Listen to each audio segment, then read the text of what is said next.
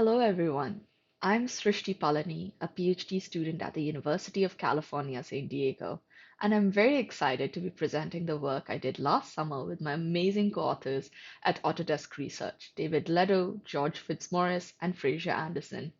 Our paper title was inspired by a participant's quote about how creative practitioners feel about their tools.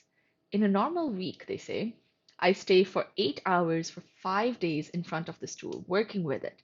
I don't want it to look and feel like I'm working in a 1960s factory. This quote speaks to the tool's environment that they use every day, the process that they follow within the tool, its aesthetics and user experience, and even the emotional reaction that this practitioner had when working with it. And so, in the context of this paper, we're talking about creative practitioners like professional architects, designers, software developers, and even researchers.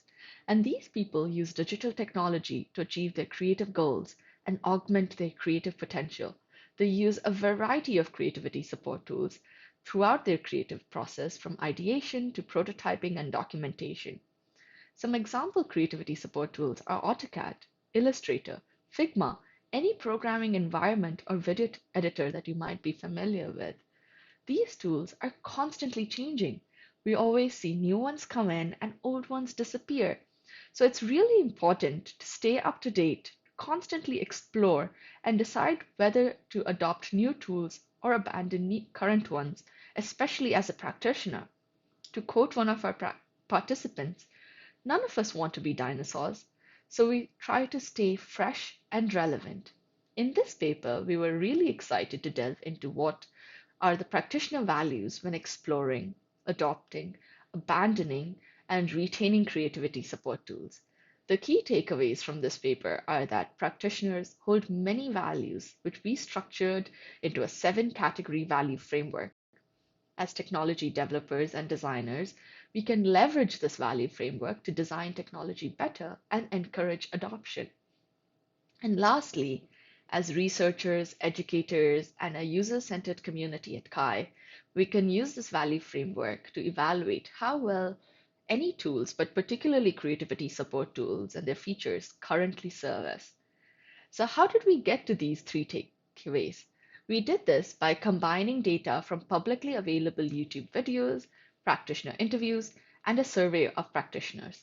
We first collected 23 YouTube videos and conducted 13 interviews of creative practitioners across 8 creative industries, ranging from architecture to software development and writing.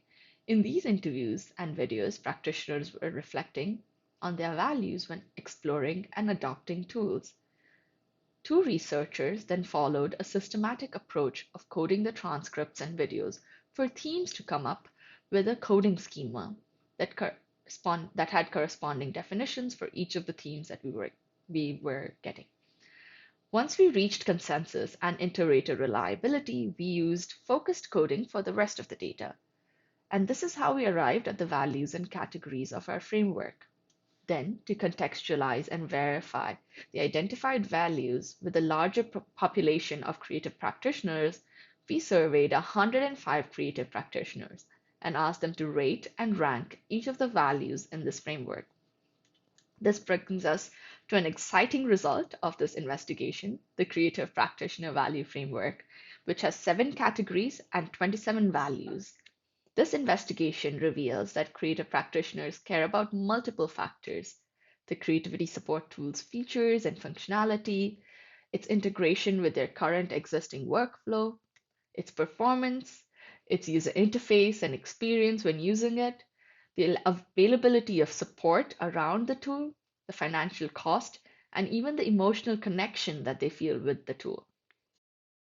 Based on the average rankings of 105 practitioners that we surveyed, the tool's features and functionality, which is the quantity and quality of features that it has, was rated as the most important value when adopting a tool.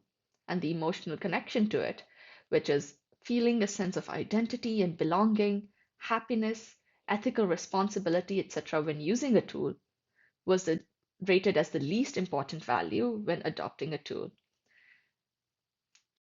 Here's how you can expect to look at each of these values in the paper. For each category, we outline and define all of the different values that it has. We then show how often it was mentioned across interviews and videos.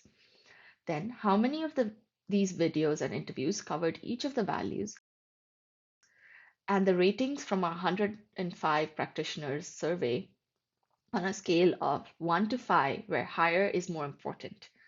Of course, the paper will go into more detail and nuance about each of these values, but here are some values that we found to be really interesting or weren't necessarily expecting. For example, the immediacy in the feedback loop when interacting with something, the closeness of the mental model that the practitioner had when doing a task, and how closely it was mapped to the mental model that they had to use when using a creativity support tool. The ability to quickly get started and experiment within the tool, the aesthetics and layout of the tool, and even the emotional connection that one might feel with the tools that they use to create.